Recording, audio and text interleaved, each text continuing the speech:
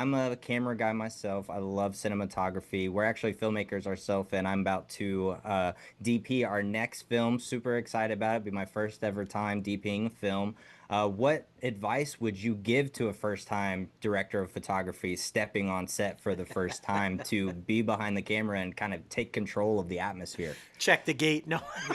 Yeah, we were talking about that. Here's the crazy thing.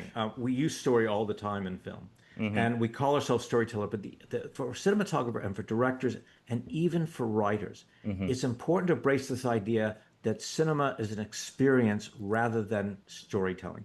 We Yes. use storytelling, but we use storytelling in the service of something else, which to my mind is the discovery of character. And we can discover character in all sorts of ways. And I like to break our cinematic world into two parts: the sort of frontal cortex, logical, narrative section, and then the visceral section, when we simply experience it physically, like in our hearts and in our guts. When you see a Right. film like Days of Heaven and that opening trestle shot in Days of Heaven, you feel emotionally overwhelmed, not because of any story thing that's happening, not because you're learning anything, not for any revelation or any setup or any introduction of an idea, simply because it affects you. When you look at a Rothko painting, you're affected Yeah. emotionally without there being any narrative. When you hear some atonal music or some rock music for that matter, or classical music, there isn't necessarily a narrative. People say, oh, there's always a narrative. I imagine there's a fawn in a field when I hear that music. Okay, dude, you're imposing that on that experience. That's right. Visceral is visceral.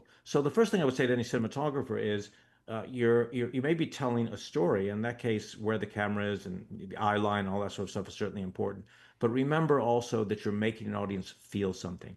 And if you Mm. make an audience feel something, do that with lighting. If you backlight Yes. someone, the audience is going to feel entirely different than if you front light them. If you light them with a warm light, it's going to be different than a blue light. If you push the camera in slowly, the audience won't even notice the push in, but they'll feel, not think, That's right. not storytelling, but they'll feel that something significant is happening at that moment. If you put the camera on your shoulder and bounce it around, well, people say, well, that's clearly point of view when that happens.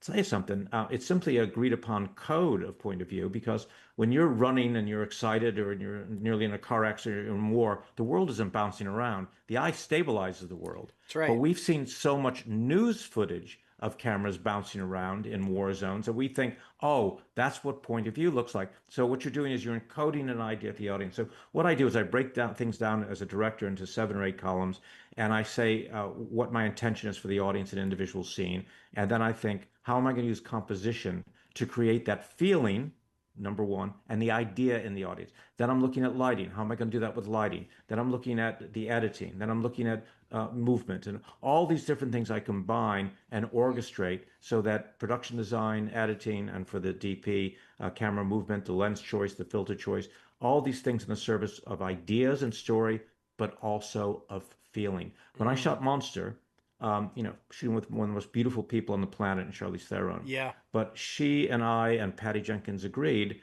that we didn't want her to be beautiful. We wanted to show an individual and a world in decay. So, what do I associate with decay viscerally?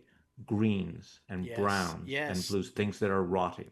So I did a lot of that. Not pure light, but dappled light. Very often you see things through trees or wreckage or whatever, creating lots of shadow. So I did that. Fluorescence. For some reason, in low income restaurants and bars, a lot of fluorescence, but not the right kind of fluorescence, fluorescence of different color temperatures. So I mixed in fluorescence of different color temperatures. I actually had some little blinking going on. I had those blues and greens I talked That's about. right. I had harsh side lighting. And she didn't wear makeup. I became famous because I made one of the most beautiful women in the world look really terrible, for which she's always thanked me. That's So, right.